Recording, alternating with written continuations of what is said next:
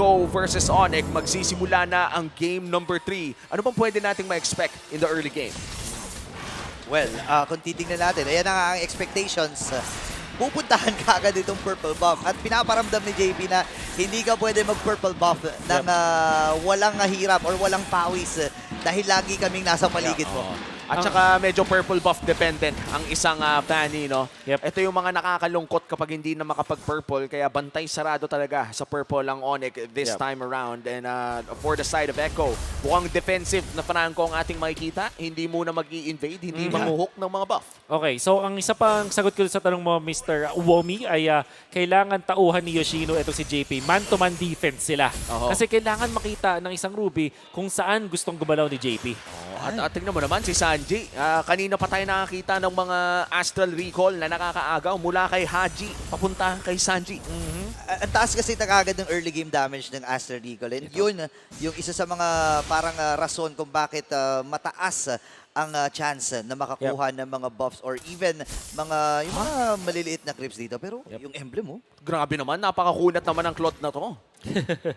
Vitality, tenacity, parang ano to, parang mala Rockheart na ganung klaseng Pangmatagalan, mga... no? Pangmatagalan. At ito nga yung mga common emblem pa na build-up na nagdadagdag ng regen. So, Yes, para sir. sa mga hindi nakakaalam, ang common emblem ngayon is actually viable na. pero si Gemma versus 2. Ryzen papasok din. Sanford, medyo mukha na flicker na gamit niya. Andun pala yung dalawang members din ng Onyx Philippines. Kaya pala masyado nagiging matapang itong si Ryzen. Kasi alam niya na if ever man na mailagay siya sa alanganin, may babaka para sa kanya. And this time, Claude versus the Bruno. Medyo papaburaw sa Bruno dito sa early stage. Kaya naman pwede nang iwan doon ang ating roamer. Samantala, Onyx, re-reset na lang yung purple buff. Well done, JP. Uy, na-dodge pa! Ay, nagamit yung penalty zone. At ngayon, unti-unti nang bumababa yung buhay ng turtle dito. At unang pagong ay makukuha ng kupunan ng Echo. Ngayon, Yoshino, lalaban nga ba sila? Level 4 na si Jam dito. At may hook na kasama, pero nandun yung mga cable plays. And this time, dalawa ang mapapatumba ni Ryzen sa pagkakataon na yun. Kinuha yung purple ni Reset. Kaya ni-reset niya yung buhay ng dalawa doon sa kabila. Grabe mala 12 fingers ang galawan. Wow. Very commendable mula dun sa Onyx kasi nakita nila may konting weakness kapag nagamit na yung mga spells dun sa may turtle fight. Kahit wala sila ng penalty zone, kaya nilang humarap dun sa mga members ng Echo. No combo for Sanford that time. Kaya naman Ouch! maging masaya si Ryzen. May pangkagat pa pala pero nagamit din yung penalty zone. Sapat ba yung damage na ibibigay ni Gem against JP? Parang hindi nga ata. Uy, pero tumatama pa yung execution. Isang strike. first kill na lang! Ay, di naman. Sinalo ni Sanford. Ang galing. Mala Bruno Mars ang galawan. Catch a grenade. For ya. Gusto ko yung in-explain mo talaga, pero tama ka dyan. Wala Bruno Mars nga naman talaga yung galawan doon. And now Echo ay nakabalik na at sinasabi natin na importante para sa side ng Echo yung damage output ni Sanford at exactly yun yung reason kung paano nila na-punish si Ryzen. And medyo nag-overstay ata ng low HP si Ryzen doon. Yes, sir. Kung kaya't nakakuha ng kill ang Echo. Check natin ang item build so far. Hatid ng FWD Life Insurance. Haastos rush talaga ang mga Bruno ngayon, no? Yep. Very cheap item sa ngayon at kayang-kayang ipanalo yung early game. Dahil syempre, pasok na rin talaga sa playstyle ni Benny Cutie. And the Bruno, most importantly, kasi nga naman, nagbibigay na siya ng 20% na crit chance. Napakataas nun. Yeah, and isa pa doon is syempre yung regeneration na makukuha mo or yung tawag dito yung lifesteal na makukuha mo kasakada hampas. And sa ngayon, Echo nasa magandang posisyon even though na mas mataas ang kill score dito ng Onyx. Tignan mo, piso nga yun lamang ng Onyx dito. Nag-ano lang, patalon-talon lang. And right now, I'm still thinking, kaya tayo makakita ng isang malupitang Ruby play. Kasi minsan lang natin napapansin ang mga Ruby in MPL Philippines. Yeah, pero isusuko na nila at nagpakita na rin naman ng Onyx. Pero masyadong malalim at si Super Friends ang namatay doon. Pero nandun na yung flicker! Don't run Wolf King! Pero may ipit pa si Yoshino, mapapaflicker siya, mabubuhay. no! With a sliver HP. Pero hindi sa likod at si Ryzen! Oh my gosh! May follow-up pa pala mula kay Sanford Flicker! Andun yung Landshaker! And this time, hindi siya tatamaan doon pero si Nets mapapa-BMI. Delikado ata ang kanyang posisyon dito. Apat na member mula sa Echo. At ang Echo ngayon, talagang gigil na gigil makabawi. Yun ang literal na mala orca ang galawan. Kinorner ng 4 na killer whales, men. Uy. Pero hindi Ay, pa ito. ata tapos. Ooh. Ay! Naka-flicker din si Super Prince. Magandang bawi para sa kanila, Ops, pero hindi pa pala tapos.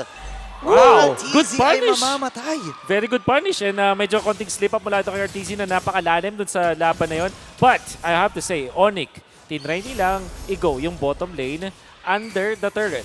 At tandaan natin, gold lane pa yun. In fact, wala pang 5 minutes. So meron pang outer turret and shields. Every time na may ganun, minus 25% damage yung ititake ng mga members ng Echo. Kaya naman, nagmukhang makunat yung mga hero nila kahit ginosin na sila ng sobrang daming players mula sa Onyx.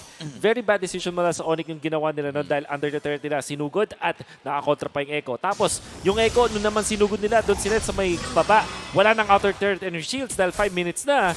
At doon nila nakita ng bilis na tunaw doon si Neds. At ano no, ang bilis ng Malefic Roar plus the Fury Hammer na meron dito si Ryzen, kaya naman nuot sa sarap ang sakit ng isang Fanny.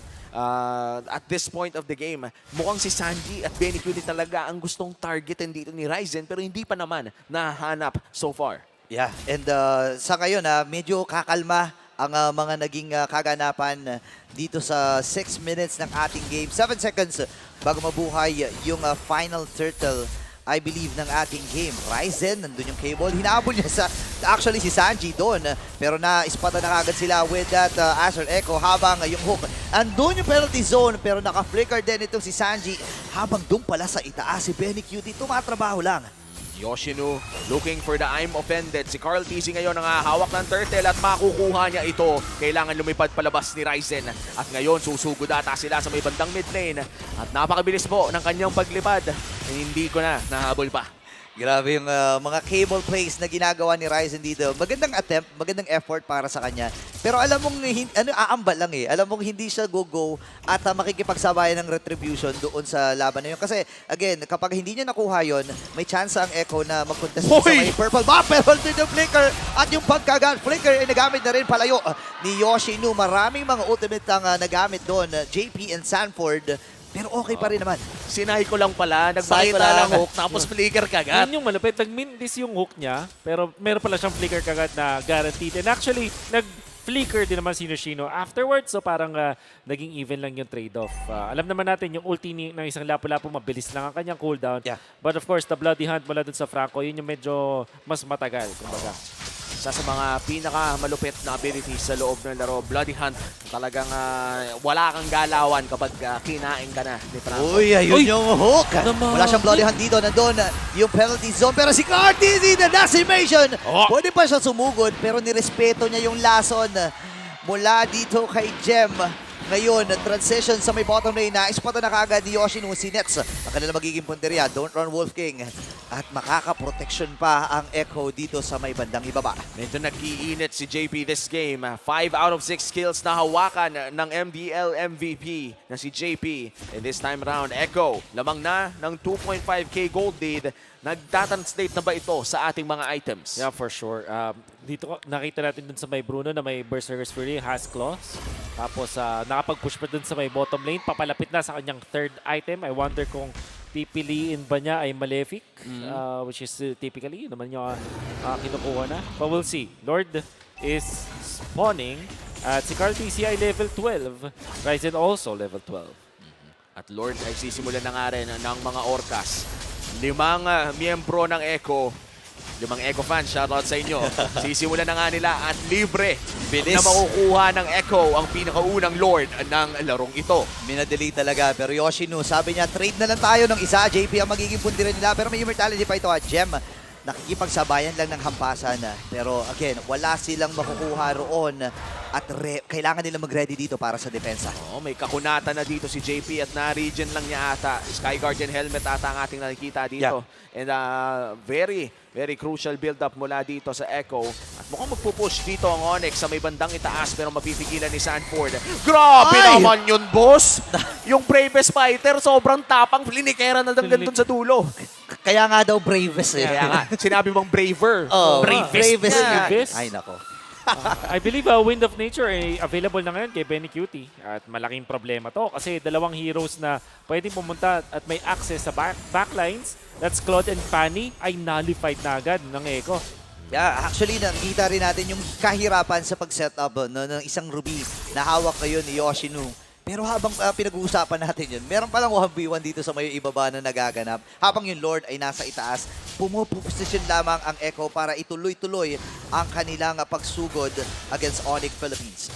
At ipupush na nga ng Echo ang may bandang itaas pero matutunaw ito ng Onyx ng medyo madali lamang. Oy, sa baba! Oh, may Ay! nangyari! May nangyari! Wow! Nakita ko yun sa minimap. Tumipi si Idol. Isa pa nga yung kita ng camera. 1v1 with the great one. Yun nga ang ika nga sinasabi nila no, kapag may ganong klaseng ganap. Pero again, crucial ito para sa Onyx. Kaya ni Cartesi na 1v1 eh. Grabe yun, men. Blade armor na rin kasi yung kanyang pinili. So, very good item at siguro ay napaka-overextend doon si Ryzen. Oops. Sobrang importante kill mula kay Cartesi. Nakabawi siya dun sa kanyang pagiging aggressive dun sa may top lane. Sa Blade Armor pickup mula dun sa ating Martis ay nagiging problema na. At alam naman natin kapag Claude yung katapat nyo, maganda meron kayong 1 or 2 or kahit tatlo nga na Blade Armor, di ba? Para pwede nyo saluhin yung ulti ni Claude. Tsaka at this point, no, yung mga Blade Armor na yun, pasakit lamang ng pasakit kasi habang tumatagal ang larong ito ay sumasakit ng Claude. So, yung value ng Blade Armor ay talagang tumataas din. Naalala ko tuloy yung mga nagbe-vengeance kapag may Claude. Alam mo yung ikaw pa yung napahamak sa sarili mong Blazing Duet. Yep. At parang kung wala ka namang magagawa doon, hindi naman pwedeng hindi ka mag-ultimate bilang isang Claude. Tama. Kaya mo nga pinik yung Claude para sa Blazing Duet. Tapos hindi mo pipindutin. Iba-iba naman ang option na ginagawa sa Blazing Duet. Minsan, pag early, pinang-kick-clear. Pero kasi pag late game, may damage at may damage na yan talaga eh. Kailangan talaga at proper itemization ng ating nakikita mula sa Echo. Alam nila na kahit lamang sila ng 6,000 ay threat pa rin dito si Nets. Nakita naman natin kung ano ang kaya niyang gawin in game number 1. But this time around, 6K na ang kalamangan ng Echo. Respectable gold lead at sisimulan na nga rin nila ang Luminous Lord. Wina 1v1 lang dito ni Benny QT yung Uy. Lord eh. Uy, pero Ito may damage si Sanji. tinamaan si Ryzen dito ha. Medyo Kaya, masakit na. uy, mabilis. Oh. Napakabilis na pagguha ng Lord at may pag-reset muli para kay JP. Sabi niya, okay, hindi na namin kailangan sumama sa Lord. Kailangan lang namin dito guluhin si Ryzen para bumaba yung kumpiyansa niya sa pag-depensa mamaya. Purple buff. At Ryzen hindi nakuha yung purple. Oo, ito yung mga napapagod na Fanny dahil nawala ng purple buff. And, parang PSA na rin ito kung may Fanny kang kakampi. Tulungan mo, Tama. protektahan mo. secure mo. Pero dito kasi medyo wala ng choice ang Onyx. Yup. Talagang napakahirap ng labanan ng Echo dahil sa kanilang gold lead. Yeah, a bit difficult. May conceal sila dito ha. And Gem, nakita na kagad. Pero hindi nagdalawang isip dito ang Echo. Kagatin na natin kagad yan. And Cartesi with the decimation. Ngayon si Yoshi na naman ang magiging next na target. Mortal Coil. Ryzen dito ay lalayo na rin. Medyo mababa yung kanyang energy. Lord na Luminous ay nasa may bandang itaas. Level 2 Lord Ladder ay nasa bandang itaas. Ngayon, JP and the rest of the members mula dito. Oy, oy, Echo! oy! Si Ryzen! Pinagsisipa mula kay Benny QT at ito na ang pagsugod mula sa mga Orcas. Pwede ba sila mag-base lock dito? Yoshino, 1, 2, 3, 4 na hampas. Pero buhay pa rin sila. May available ang mga minions dito at si Benny QT at ang buong Orcas ang magwawagi sa serye na ito. Reverse sweep complete. And that winning moment is brought to you by your official sponsor, FWD.